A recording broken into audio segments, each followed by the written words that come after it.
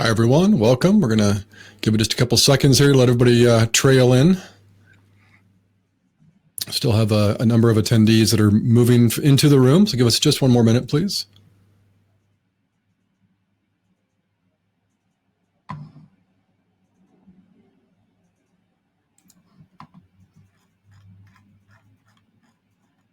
Gary, I'm hearing you.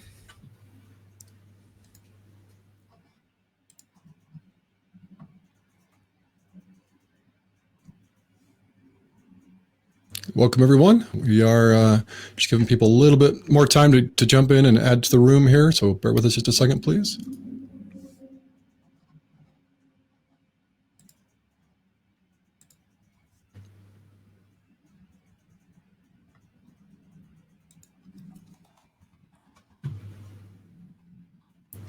All right, well, we are at 50 people, so I think we're going to go ahead and get started. That's okay. So welcome, everyone. My name is James. I'm very excited to put on this co-host to this presentation with our friend Katie here. We're going to be talking about the dark web. This is Executech's webinar on the dark web. Again, my name is James Fair. I'm co-hosting. And very excited to bring this to you today. This is a pretty hot topic these days, and people are wondering what is this thing. So we're gonna dive into that. So here we go.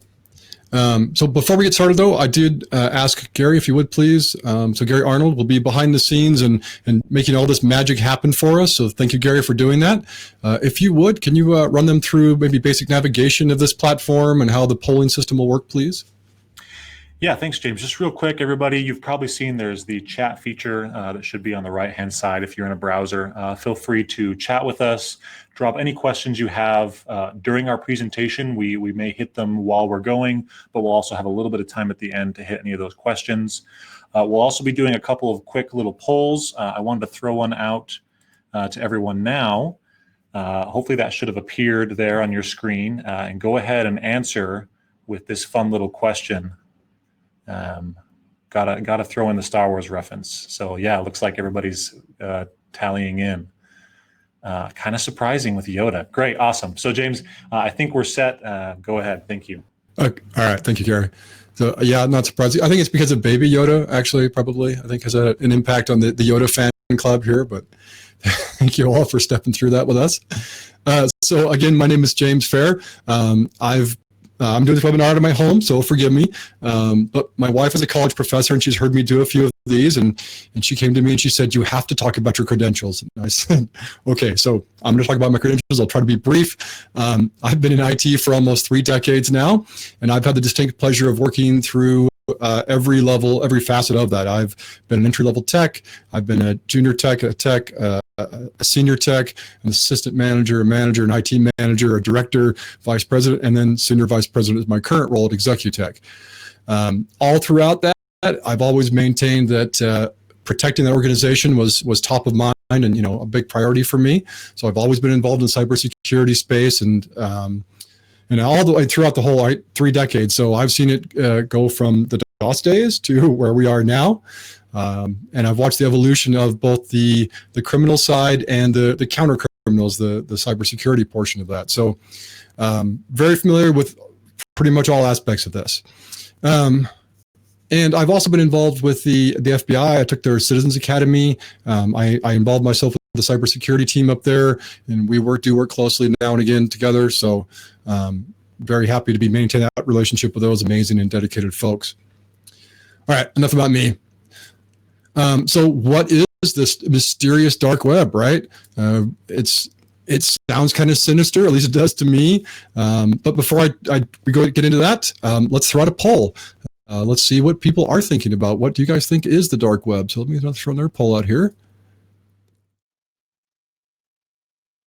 So there's 3 different options to choose from. If you would please pick one of those. Thank you. I appreciate everyone's involvement there. Quite a few different answers. I like it. All right. Absolutely. Thank you all. Interesting answers, I will say. All right. And with that, I'm going to turn the time over to the amazing Katie Walls. She is our subject matter expert on this, and she will be leading you through this process. Thank you, Katie. All yours. Absolutely. And thank you, James. I want to thank you and the Executech team for having us here today. Give me one moment as I situate my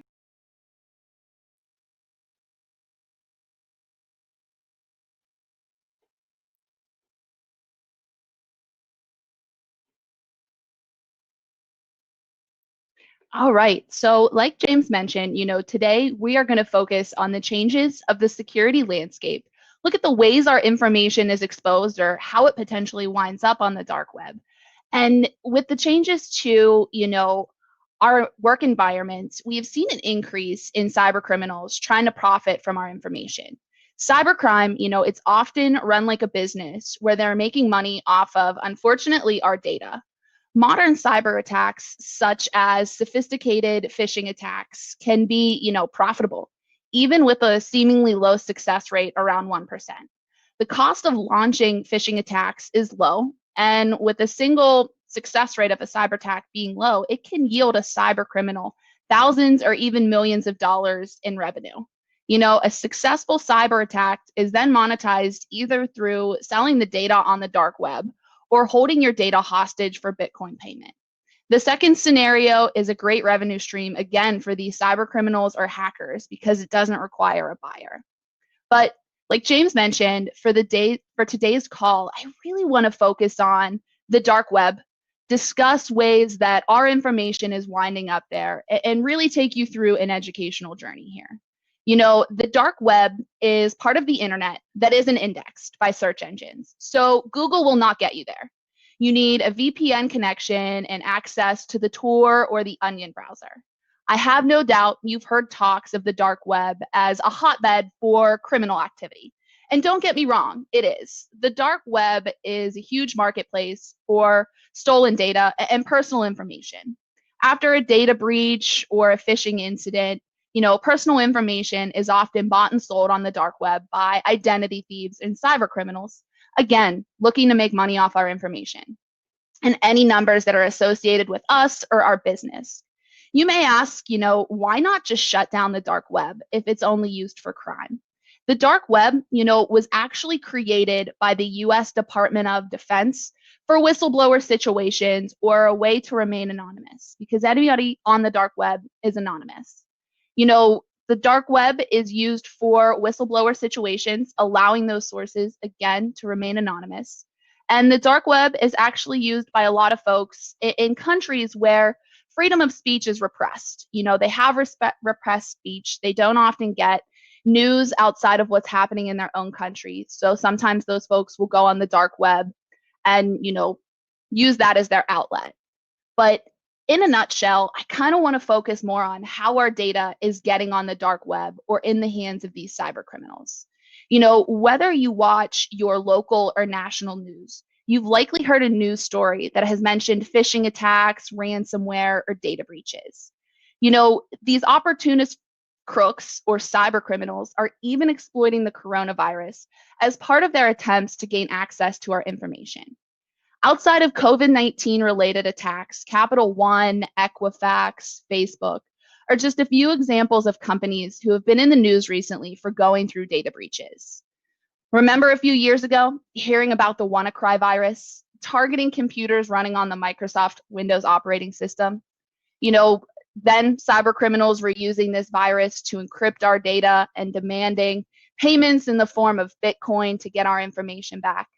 What I'm getting to is many cyber attacks don't have to be as notorious as the WannaCry virus to take a company down. Whether it's a hacking incident, a data breach, or a phishing attack, a ransomware attack that exposes your information, there's one thing that all of these breaches and cyber attacks have in common. It's the human element. Today, your employees are your number one risk. You can have the best firewalls in place, but all it takes for your company to fall victim to a ransomware attack is an employee of yours sharing their credentials in a phishing email. Or maybe your employee's on the internet and they click on a link that's malicious and it downloads an immediate virus to their PC. Again, with just one click, your entire network can be infected. As we move on, I really want to paint this picture for you. Here we have some examples of third-party applications we all use in our everyday job function. Given how many platforms businesses use on an everyday basis, you don't have to connect too many dots to realize that you've got information that cyber criminals want and can sell on the dark web. But what happens to this information once it's sold? It can be used for a variety of nefarious activities, from, again, identity theft to launching spam or phishing attacks with your own credentials. Keep in mind, something that connects us to all of these websites and applications are our email addresses and passwords. When a cyber criminal gets a hold of your email address and password, they don't just steal your information. They can also use your email account, again, to distribute phishing attacks on your customer base. But also, when these fraudsters get a hold of our email addresses and passwords, they use bots or an automated process to start firing endless variations of email addresses and password combinations at other websites. Because something these cyber criminals know that we're all guilty of is reusing passwords or variations of the same passwords amongst multiple websites or applications. Whether they're personal to us or for our business applications, unfortunately, we have so many accounts to keep track of. We think we're doing ourselves a favor by reusing our passwords, and unfortunately not. Unfortunately, we're just leaving the door open for cyber criminals because, again, they go through this automated process, and then it becomes highly possible that a fraudster can end up getting into your bank account information just because they got the password for your coffee loyalty program and you just so happen to reuse the same password. So as you can see, these cyber criminals can easily get into any of our applications just by getting their hands on those two credentials. Moving forward, I want to talk a little bit about the landscape that we're seeing companies move towards here in 2020 with all the changes happening. Because we're seeing all of these changes, a lot of companies are moving to operating under what they're calling a zero trust model. Traditionally, I think businesses looked at their data security like a castle and moat concept almost. In a castle and moat security concept, we trust everybody that works at our company to have access to most or a lot of our data. Or in this scenario, we trust everybody to quote unquote have the keys to our castle. We place a moat or a firewall around our castle and our data, and we think we're all good. We think we're secure. Unfortunately, once a data breach happens and a cyber criminal gets a hold of maybe your employee's credential, they now have that keys to that castle and they're now inside your network. The problem with this approach is just that. Once an attacker gains access to your castle or network, the attacker now has free reign over all of your company's and employee data or whatever sensitive information you house. For this reason, the castle and moat concept of security, it fails. Companies no longer have their data in just one place. Today, information is spread across multiple vendors, applications, websites, which makes it more difficult for us to have a single security control in place for an entire network. Zero trust security means that no one is trusted by default from inside or outside your network, or hey, your moat. And verification is required from everybody trying to gain access to the resources on the network. This means only giving your employees access to as much data as they need, or kind of like an army, giving an army general giving his soldiers information on a need-to-know basis. This minimizes each user's exposure to sensitive parts of the network that they didn't need to be in anyways. And this is another added layer of security that has been shown to prevent data breaches. The reason why a lot of companies are looking at zero trust concept models is because a lot of states and countries are moving towards having different privacy laws in place. We should all be no stranger to data privacy laws.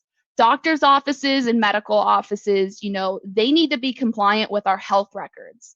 And companies need to be compliant and need to know of these compliant laws that they need to face with their customers' information or their employees' information.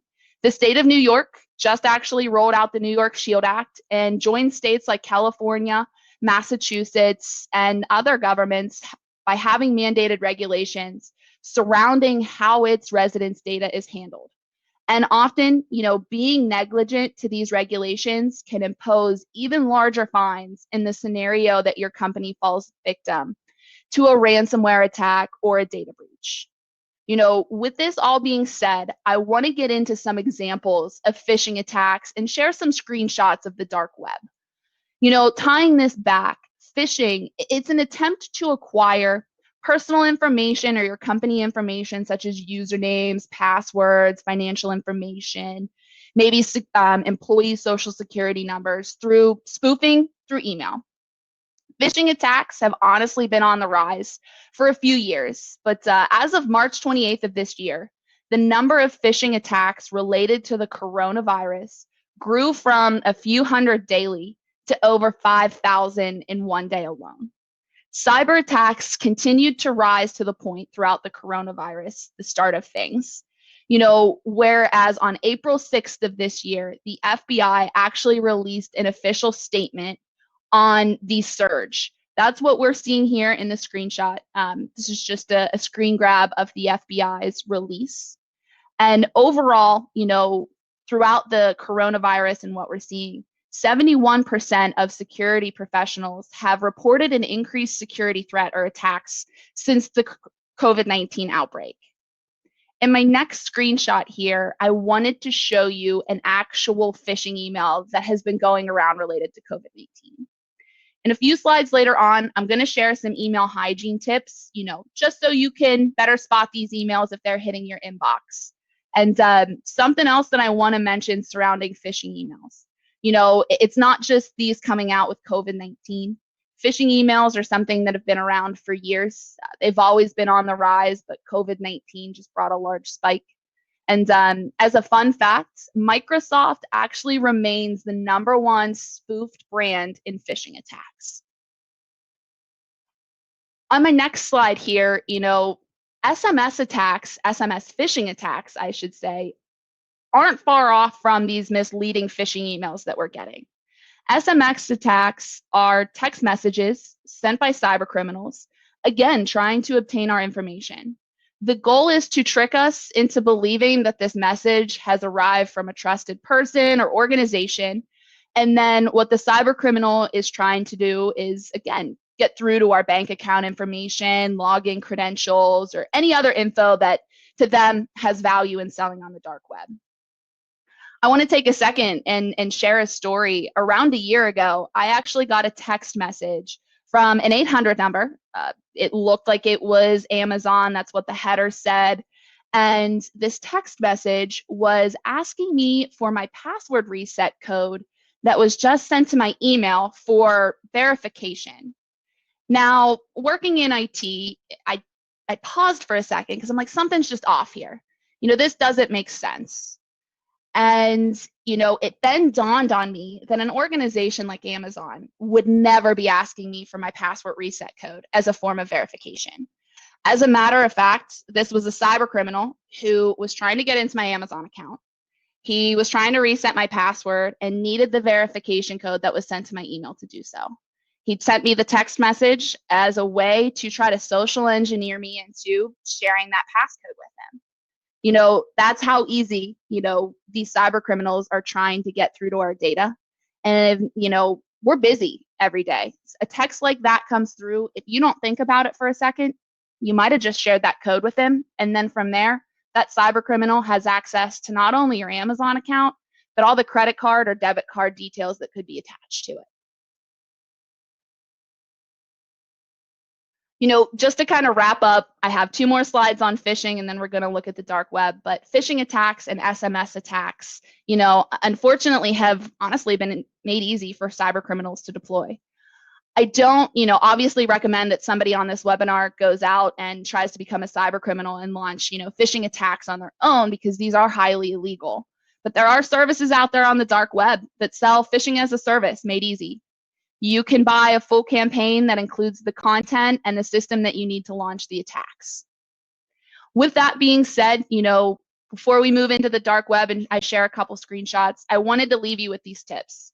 The CDC recommends that you take at least 20 seconds to wash your hands to avoid germs, and I'm recommending that you take at least 20 seconds to review any suspicious emails or texts you receive. Legitimate companies will call you by name. They won't use generic greetings such as dear valued member, dear account holder.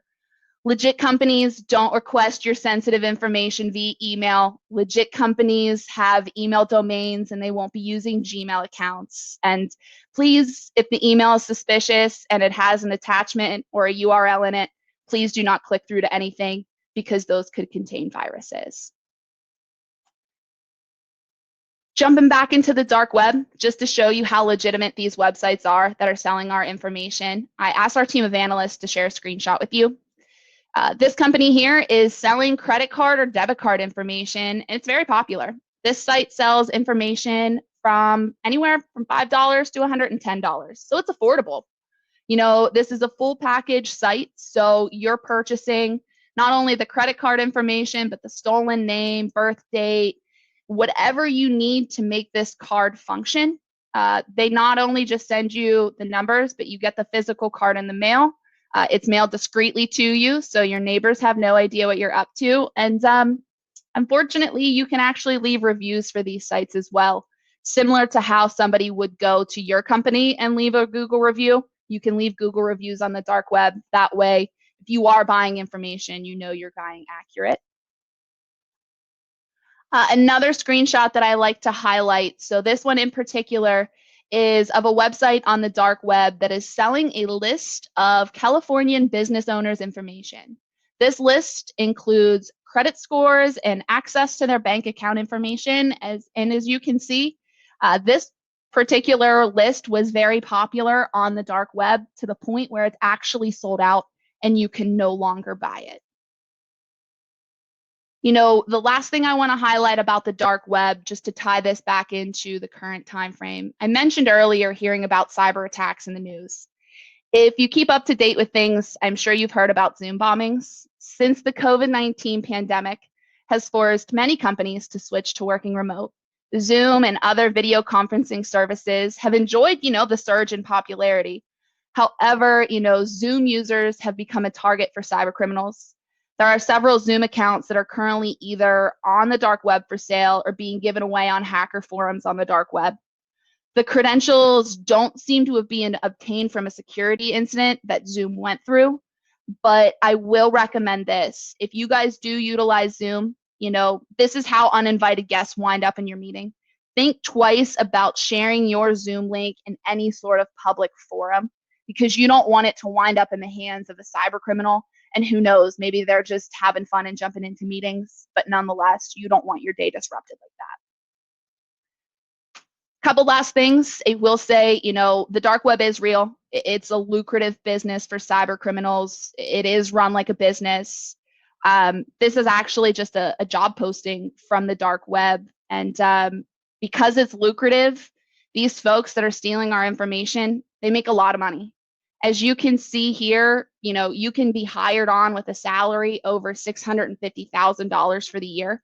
And after 2 years, these cyber criminals can make close to $1 million by selling this information on the dark web.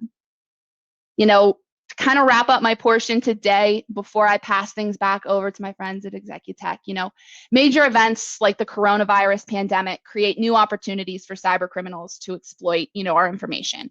But smart defense systems, they don't let them in.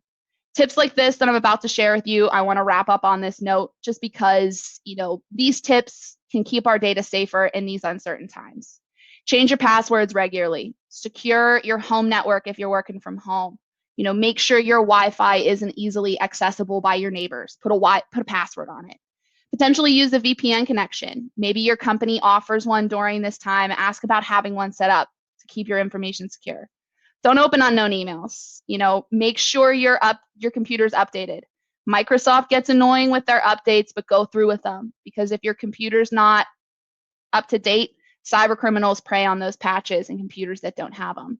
Use multi-factor authentication if you get the chance, and create a remote work policy. Right now, we're seeing a lot of companies, having employees use personal laptops because they had to. Supply chains got disrupted. But let's be smart about it. Make sure, you looked at their laptop, had virus scans run to make sure there wasn't a virus already living on that PC before your employees started using it. But with that being said, I am going to launch one more poll here. So give me one quick second to get things switched back.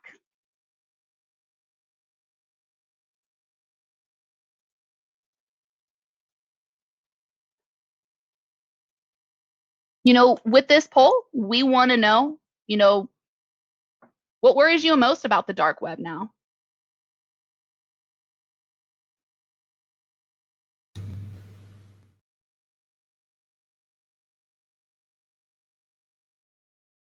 coming in. We had a couple quick questions. One person asked a little clarification around the Zoom meetings and putting out your Zoom link on a public forum. Can you clarify a little bit what you mean there? And Absolutely. With Zoom, folks are using it obviously to connect for work purposes, but sometimes we're seeing people post their Zoom links on Facebook as a way to get their friends to join maybe a happy hour, or if your company is thinking about potentially hosting a happy hour as a marketing event. LinkedIn, I would consider a public forum. Don't post your actual Zoom link there. Have somebody register for something and then send them the link. That's what I mean with don't post it out on like Facebook or LinkedIn, because it could wind up in the hands of anybody, because that information is searchable. A couple other questions, both I think for Katie and maybe for James as well. We had one earlier that asked, do you guys know the percentage or just kind of the rough idea of hackers that target larger firms or larger companies that provide backup solutions or provide data solutions versus hackers going for the small businesses themselves?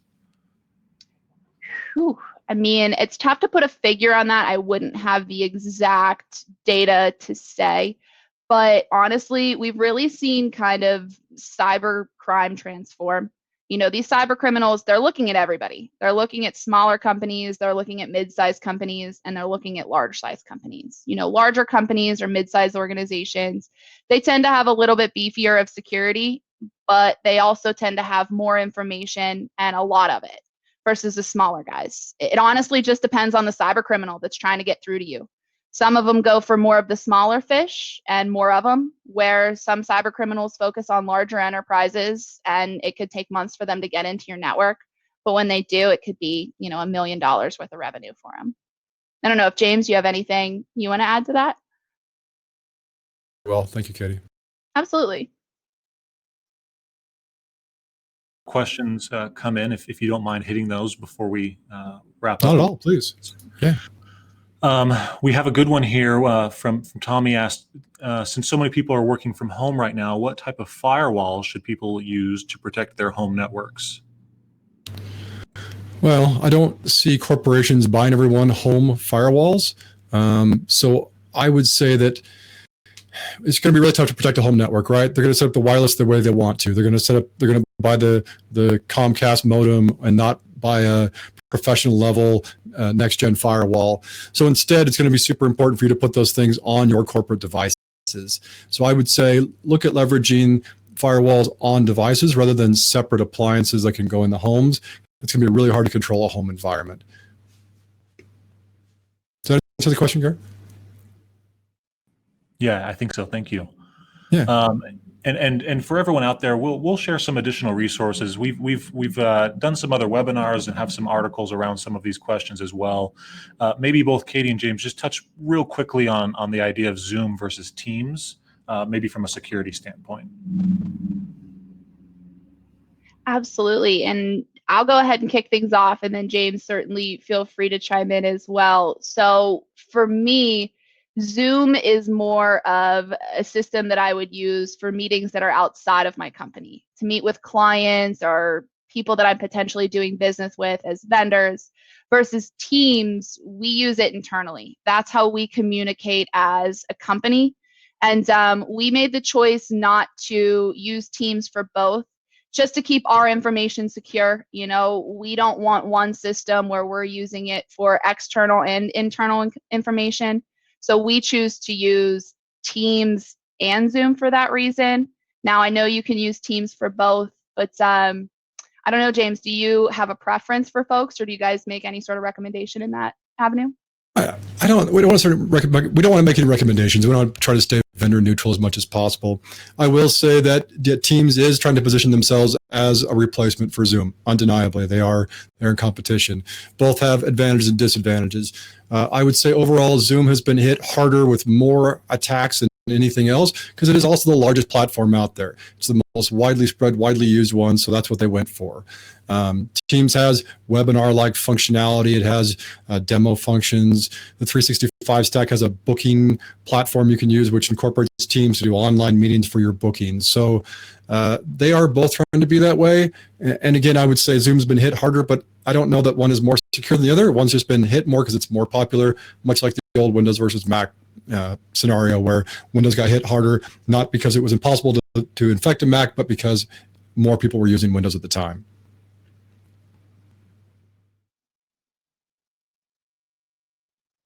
We've had a couple other questions filter in. This might be a quick answer, James, but one we had Brenda ask, how often should I change passwords? So this is, let me speak to that for just a minute because this says changing. So historically, we have asked everyone to rotate passwords at a minimum of 90 days. What's been discovered over time, and the MIT professor who kind of designed the whole password system has come back and said, yeah, let's change things up a little bit because it used to be complexity and rotation and these things were super important. But now we're finding that that is actually creating some problems. If you force people to rotate passwords often, they tend to create patterns. So I did this myself. I'll put a 1 at the end of my password. And the next time you prompt me to change my password, I'll put a 2. The next time I'll put a 3. Well, hackers can catch on to the fact that I'm creating a pattern to this just as well. So it becomes dangerous. So in fact, the stance is starting to become, and we're starting to see this more and more. I just saw a FINRA approve it for one of their FINRA approved venture capitalist firm. And they were approved to create long passwords at a minimum of 12 characters and never change them. The idea being, if I take off the complexity and if I take off some of these requirements to rotate, instead I can get you to do a really long one as a passphrase. So for instance, let's go to the park on Friday. It's much easier to remember than 13J ampersand, et cetera, and that we're rotating through. So in truth, I would say, please try to make a longer password. It does help to try to be unique per site or per place you're going. It's a pain, but if you're doing a password manager, it will help. Just because if one password gets hacked somewhere, you don't want that same password to be used everywhere else and for the attackers to be able to get into every other site that you are in. Kind of a long answer, but I think I covered that. Absolutely. And I do just want to make a quick suggestion there. Please. You know, he said to use longer phrases. Something that we're hearing that's helping folks, use the choruses from your favorite songs. That sounds lame, but you know those, you remember those, and have, you know, a couple songs that you use for the multiple different websites, and you shouldn't have an issue then remembering your password. And to James' point, you've just used a longer phrase. It's more, you know, complex without being too complex to then remember. There's a couple other questions still floating out there, and what we can do is, you know, we can follow up with each of you individually on some of these questions. And James, why don't you go ahead and have a couple of your endpoints, and we'll see where we're at in the next few minutes. Okay, so I'll just get a couple more points I wanted to go through. Katie summed it up very well. Thank you very much, Katie. That was eye-opening, a little chilling. I don't know about you folks, but kind of when I discovered this, I was like, wow, I guess part of me knew it was always out there, but I didn't realize how prevalent it was. I didn't realize how accessible it was and how much this goes on. And when you get exposed to that, it's just kind of mind-blowing. At least it was for me. So really quickly, I want to kind of go over a couple of things that organizations should be doing. Now, some of this I'll tailor a little bit because of the current pandemic situation we're in. But for instance, external pen tests. If you have a business, an office, a place with your servers, locations, office staff, at some point in the future, we hope to be there again, maybe. Please do an external pen test at some point. What does the hacker see from their perspective? That's really what you want to know, is what are the hackers able to see when they come up and hit against your firewall? So we call it a pen test or a vulnerability test or an external scan. Just please do something like that so that you're up to speed on what it looks like for you. And then internal breach, right? Unfortunately, a large percentage of what goes on that causes data to be lost is caused internally. Something like 43% these folks are citing. Now, it's not always on purpose. Somebody may do it accidentally. Oh, I didn't mean to open that up to the internet. So having some kind of an internal breach detection system is super important. Next gen firewalls, I think we covered those. Super important for your environment.